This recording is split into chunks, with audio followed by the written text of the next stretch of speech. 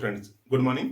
आज के इस वीडियो में बात करते हैं बेसिलिनम यानी ट्यूबरकुलाइनम की। दोनों मेडिसिन सेम हैं, चाहे बेसिलिनम कह लीजिए या फिर ट्यूबरकुलाइनम। 99% सिमिलरिटी है सिम्टम्स में और मेडिसिन को क्योर करने में।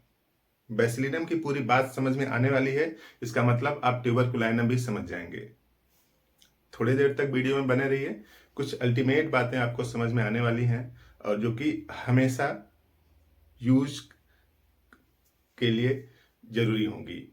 तो जो बेसिलिनम है बेसिकली ट्यूबरकुलर डायथेसिस, यानी जो टीबी वाला जो पेशेंट होता है उसका इमेजिनेशन दिमाग में करिए। तो जो टीबी वाला पेशेंट जो होता है वो लीन थीन होता है, इस तरह से दुबला पतला होगा,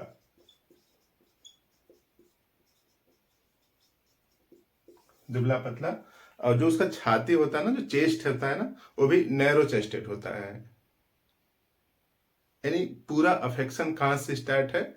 चेस्ट से, छाती से। क्योंकि बॉडी को एनर्जी जनरेट करने के लिए यानी ग्रोथ के लिए एनर्जी की जरूरत है। देखिए, ग्रोथ के लिए किसकी जरूरत है? एनर्जी की। अब एनर्जी बनेगी तभी जब ऑक्सीजन आएगा, और ऑक्सीजन तभी मिलेगा जब लंग प्रॉपर काम करेगा।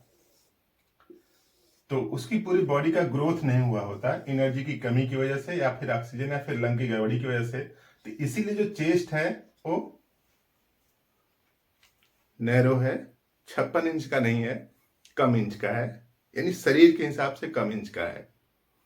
तो कमजोर पेशेंट है, और या तो उसको कभी टीबी हुई हो या फिर ट्यूबरकुलर हिस्ट्री हो उसके पेरेंट्स में, पेरेंटल जनरेशन में। तो ट्यूबरकुलर पेशेंट जो है या ट्यूबरकुलर जो हिस्ट्री है उसके पीछे एक बैक्टीरिया रिस्पॉन्सिबल है।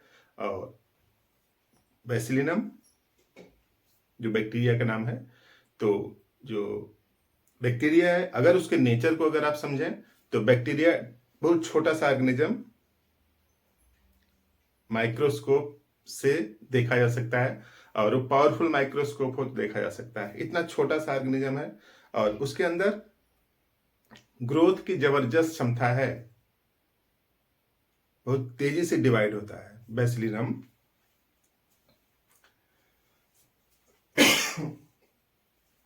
तो ये जो बेसिलिनम है ये बेसिकली एक बैक्टीरिया है, और बैक्टीरिया डिजायर टू ट्रेवल, एक प्लेस से दूसरे प्लेस पर जाना चाहता है या जाता रहता है, तेजी से ट्रेवल करता है। तो एक लाइन बस आप याद करिए, डिजायर टू ट्रेवल बैक्टीरिया का फीचर्स है, ट्रेवल करता रहता है। अब देखिए, सिम्टम्स इस तरह से है कि इसका जो सिम्टम्स है वो भी ट्रेवल करता रहता है बॉडी के एक पार्ट से दूसरी पार्ट में। और एक्यूट टाइप का पेन होगा, यानी जरा सा यहां हुआ फिर कहीं और होगा, फिर कहीं और होगा। तो पूरी बॉडी में इसका जो पेन है वो ट्रेवल करता रहता है, बैक्टीरिया के नेचर जैसा।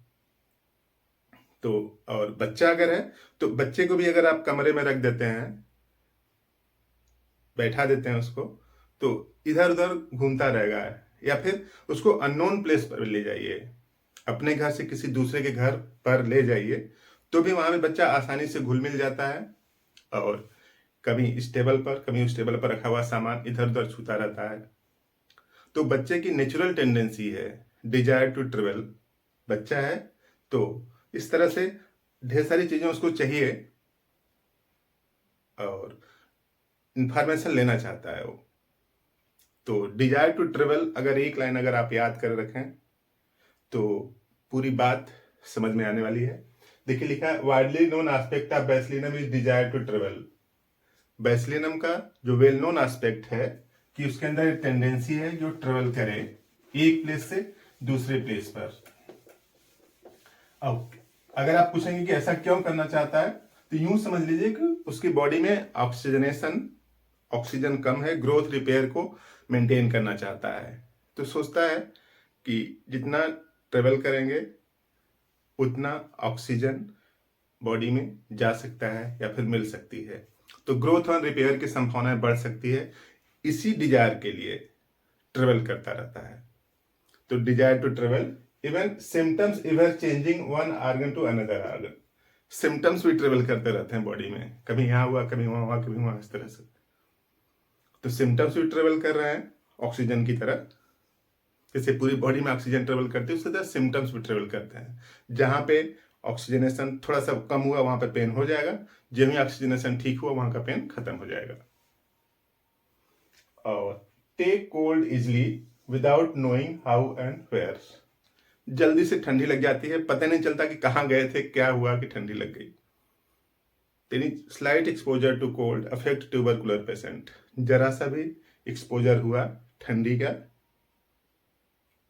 और उसको सिम्टम्स आने लगे। अब देखिए उसकी बॉडी ऑलरेडी कमजोर है, टीबी वाला पेशेंट देखिए कैसा दिखता है, दुबला पतला दिखता है, तो उसके शरीर में ऑलरेडी एनर्जी की कमी है, तो कहीं से भी जाएगा तो एनर्जी आसानी से उसको नहीं मिल पाती और ठंडी लग जाती है।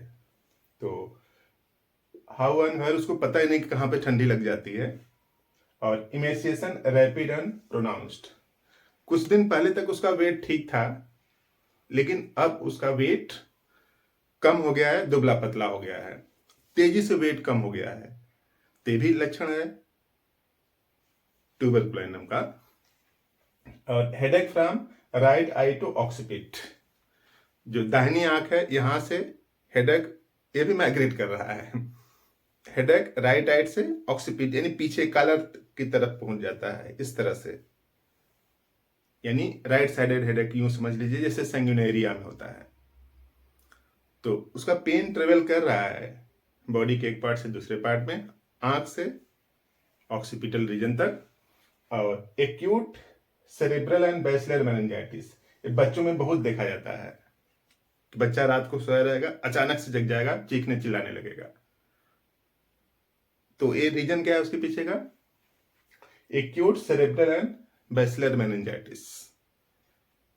थोड़े टाइम के लिए ब्रेन के किसी पार्ट में इन्फ्लेमेशन हो जाता है, उसको मेनिंजाइटिस बोलते हैं। ब्रेन की चारों तरफ की जो मेम्ब्रेन है ना, जैसे खोपड़ी चारों तरफ की जो मेम्ब्रेन है उसको मेनिंजीज बोलते हैं, उसमें इन्फ्लेमेशन हो जाता है, उसको क्या बोलते हैं, मेनिंजाइटिस बोलते हैं। तो एक्यूट सेरेब्रल एंड बैसिलर पोर्शन में मेनिंजाइटिस होती है, इस कारण से बच्चा सोया हुआ रहता है, तेजी से जग जाता है, चीखना चिल्लाने लगता है, रोने लगता है। फिर थोड़ी देर में जो एक्यूट मेनिंजाइटिस है वो अपने आप सबसाइड कर जाती है, ठीक हो जाती है, फिर बच्चा अगेन सो जाता है। तो देखिए क्लियर लिखा है, acute cerebral and basilar meningitis, nocturnal hallucination, wake up from sleep, सोते हुए से जग जाता है, एंड फ्राइटेंड स्क्रीमिंग, घबराया और रोने लगता है, इस तरह से। तो ये अगर आपको बातें समझ में आ रही हैं तो उसके पीछे बस एक कारण है कि आपने एक बात को नोट किया कि डिजायर टू ट्रेवल करना चाहता है, और उसका जो कॉन्स्टिट्यूशन है टीबी जैसा है, ट्यूबरकुलर पेशेंट है। तो ऐसा अगर सिम्टम्स है, खासतौर से ये बच्चों में काफी देखा जाता है, इधर वाले भी देखा जाता है, लेकिन ये बच्चों की काफी समस्या है, क्योंकि छोटा सा बच्चा है, रात को अगर वो जग जाता है तो जो पेरेंट्स हैं उनको काफी टेंशन होने लगती है, और पता नहीं क्या क्या सीटी अल्ट्रासाउंड रिपोर्ट 36 तरह की रिपोर्ट करवाते हैं, बेसिकली फाइंडिंग कुछ नहीं आती है। तो देखिए डिजीज अपना सिम्टम्स प्रोड्यूस करती है, उसके पहले ही बॉडी में कुछ डिफेक्ट चलने लगते हैं। तो होम्योपैथी ये मानती है कि ये जो डिजीज का जो सिम्टम्स है वो बाद में आया, सिम्टम्स, साइन और सिम्टम्स बाद में आए,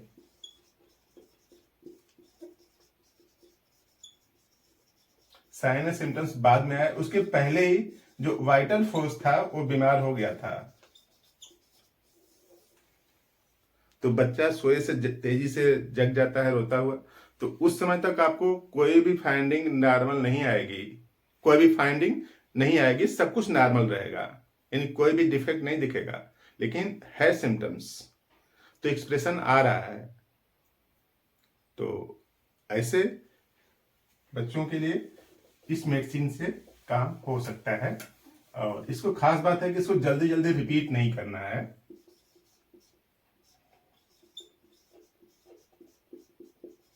बैसिलिनम 1 पावर की ले लीजिए और 4 बूंद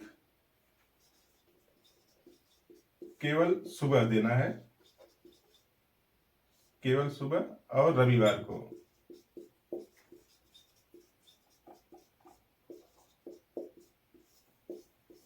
यानी 7 दिन में सिर्फ एक बार देना है, रिपीट नहीं करिएगा, रिपीट करने से नुकसान हो सकता है। और जिस पेशेंट को आप दे रहे हैं उसको मना कर दें कि अंडा, मीट, मछली ये सब ना खाए, अदरवाइज उसकी जो सिम्टम्स हैं और ज्यादा बढ़ सकते हैं। तो इस तरह से ट्यूबरकुलाइनम की पूरी बात समझ में आई तो इस वीडियो को लाइक कर दीजिए, चैनल पर नए तो सब्सक्राइब करें, फ्रेंड्स को भी शेयर कर दें, किसी को आपके शेयर करने से फायदा हो जाएगा और मुझे भी व्यूज ज़्यादा हो जाएंगे। तो इस तरह से मोटिवेशन मिलता है। तो आपने पूरा वीडियो देखा, जानकारी अच्छी लगी, थैंक यू।